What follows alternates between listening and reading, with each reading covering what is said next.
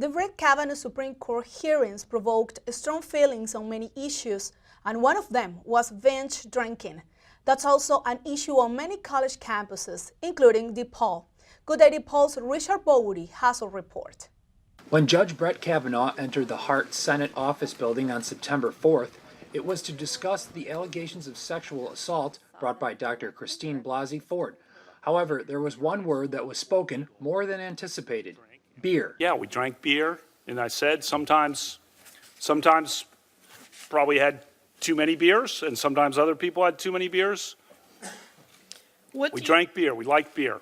Kavanaugh was referring to his consumption of beer in high school and college. According to Vox.com, the word beer was said more than 50 times during Judge Kavanaugh's Supreme Court confirmation hearing. After the hearing, two classmates of Kavanaugh at Yale University claimed that binge drinking played a significant role in Kavanaugh's youth. One of those classmates was Liz Swisher. He drank heavily. He was a partier. He liked to do beer bongs. He played drinking games. He was a sloppy drunk. Judge Kavanaugh's roommate at Yale, James Roach, also talked about Kavanaugh's drinking in college. There were people who were loud drunks, who were sloppy drunks, who were belligerent drunks. But even by those standards, my memory of Brett was that he was on the far edge of this. And while some have called that behavior a rite of passage in college, it does raise the question about how prevalent binge drinking is on college campuses and how dangerous it can be. Dr. Leonard Jason is DePaul's director of the Center for Community Research and a professor of clinical psychology. He and psychology student Ted Bobek agreed to sit down with me to talk about the psychological aspects of binge drinking. People who are a little bit risk-taking, sometimes a little bit impulsive, people who want to please others. If you're basically wanting other people to like you and you're in a setting where everyone's kind of drinking excessive alcohol, then it's more likely that you will kind of go give in because you want the approval of others.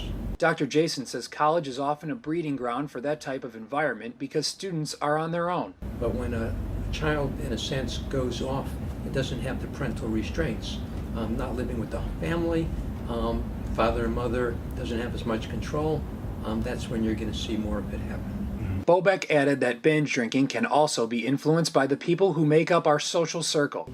The people we surround ourselves with, we pick up their characteristics and their traits. So if everybody around us is drinking, we tend to drink. And that can be especially true on college campuses at fraternities and sororities.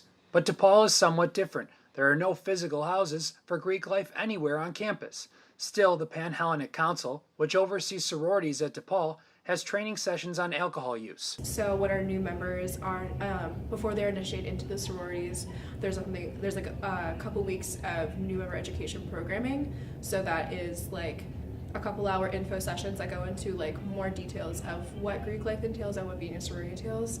And part of that is training on like alcohol education and then like how alcohol and consent like interact, then how alcohol and social media can like interact. DePaul has an alcohol and substance abuse prevention specialist whom students can reach out to for support.